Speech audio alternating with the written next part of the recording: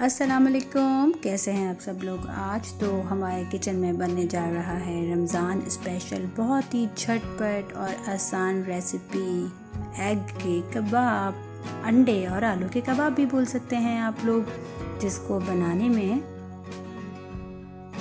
ना तो है कोई मेहनत और ना है कोई बहुत ज़्यादा झंझट। बहुत ही जल्दी से और आसानी से ये बन जाता है, जो खाने में बेहद मज़ेदार है। और इंशाल्लाह आप इसको रमज़ान में, सहरी में, इफ्तारी में बनाएं, आपको बहुत पसंद आ जाएगा। प्रोटीन से भरपूर होते हैं आलू और अंडे।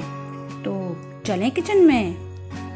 अच्छा जी, हमें चाहिए 3 बड़े साइज़ के आलू, जिसको मैंने बॉईल करके रख लिया था। और अब हम इसको करेंगे कद्दूकश।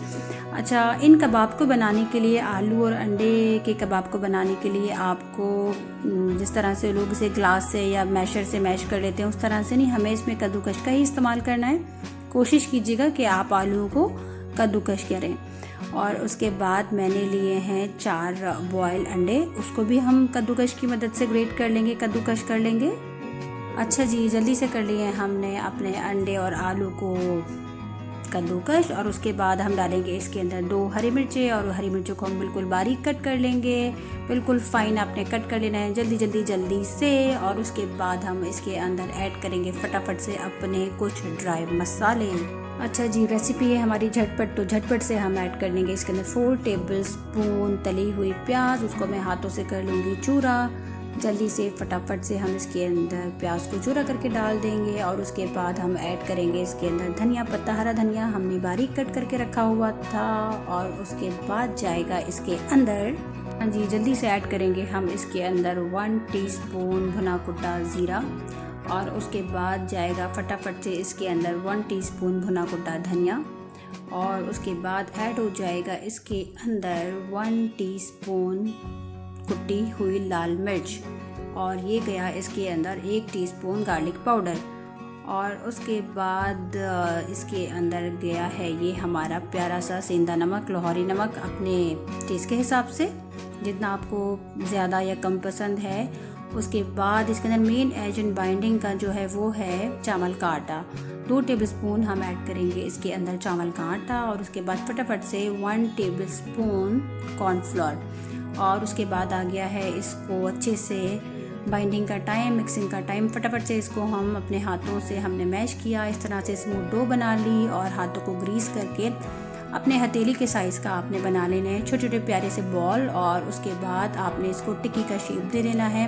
किनारों को आप अच्छे से बिल्कुल फाइन रखिएगा, ताकि वो तलने में खुले नहीं या बिखरे नहीं। किनारों को कर लीजिएगा अच्छे से बिल्कुल फाइन, ताकि फ्राई के दौरान जब हम इसे हाई फ्लेम पे फ्राई करेंगे, क्योंकि ये शैलो फ्राई नहीं होंगे, डीप फ्राई होंगे, तो किनारे खुल के बिखरे नहीं, एग या पोटैटो अलग अलग ना हो जाए। वैसे तो इसमें गया है ज़बरदस्त सा बाइंडिंग एजेंट, जो है हमारा चावल का आटा और कॉर्नफ्लोर, वो तो इसको ज़बरदस्त सा क्रिस्प करेगा और बाइंड करेगा।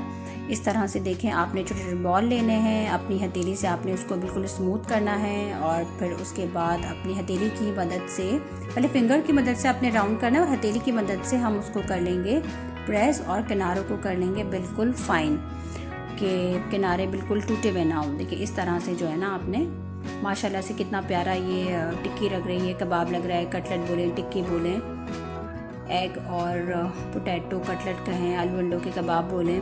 बहुत झटपट से रेसिपी बन जाती है और बहुत मेहनत नहीं होती, कोई झंझट झमेला नहीं होता इसके अंदर। इसी तरह से हम अपनी सारी जितनी भी टिक्कीज़ हैं उनको हम कर लेंगे रेडी, 1 बाय 1 करके। देखें जी, मैंने बनाई हैं इसके अंदर 16 टिक्कीज़। और अब हम करते हैं इसको जल्दी से फ्राई।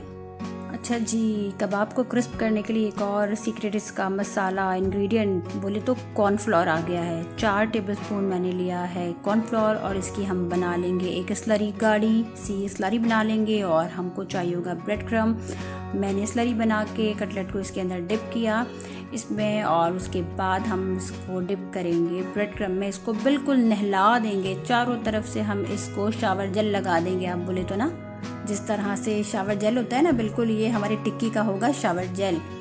अच्छा जी, तेल को मैंने रख दिया था गरम करने के लिए। और हम इसके अंदर अपने ऐड करेंगे सारी टिक्कीज़, और जल्दी से करेंगे फ्राई। हमें बहुत ज़्यादा देर तक फ्राई नहीं करना, क्योंकि आलू भी पके हुए हैं, एग भी बॉयल हैं। हम इसको मीडियम टू हाई फ्लेम पे फटाफट से फ्राई कर लेंगे। आप इसके अंदर देखें एक भी चीज़ बिखरी नहीं है, सब चीज़ें माशाल्लाह से कितने अच्छे तरीके से बाइंड हो गई हैं। अभी जब ये फ्राई होंगे तो हम इसको वन साइड से पलट रहे हैं ताकि इसकी दूसरी साइड भी अच्छे से सिक जाए। ये देखें, आप ऑयल को देख सकते हैं कितना अच्छे से ट्रांसपेरेंट है, कोई भी चीज़ नहीं बिखरी है। और आप इसको खाएंगे तो बच्चे तो बस आपसे बार बार मांगेंगे, सहरी में भी, इफ्तारी में भी और आम दिनों में भी अपने मेहमानों के लिए बना के आप इसको 15 to 20 डेज़ के लिए आप फ्रीज कर सकते हैं। देखें जी माशाल्लाह माशाल्लाह से क्या लुक आया है निकल के, ज़बरदस्त किस्म का। और मैंने तो बस अभी ट्राई कर ही लिया है अपने मायो गार्लिक सॉस के साथ। ज़बरदस्त ये रेसिपी है, इसको ट्राई करें, अपनी फैमिली एंड फ्रेंड्स के साथ शेयर करें। मेरे चैनल को करें लाइक, सब्सक्राइब और शेयर और अपनी अच्छी फीडबैक मेरे कमेंट में दीजिए। इंशाल्लाह मिलती हूँ आपके साथ एक और नई और ज़बरदस्त किस्म की रमज़ान स्पेशल रेसिपी के साथ। अपना बहुत सारा ख्याल रखिएगा। फ़ी अमानिल्लाह, अल्लाह हाफ़िज़।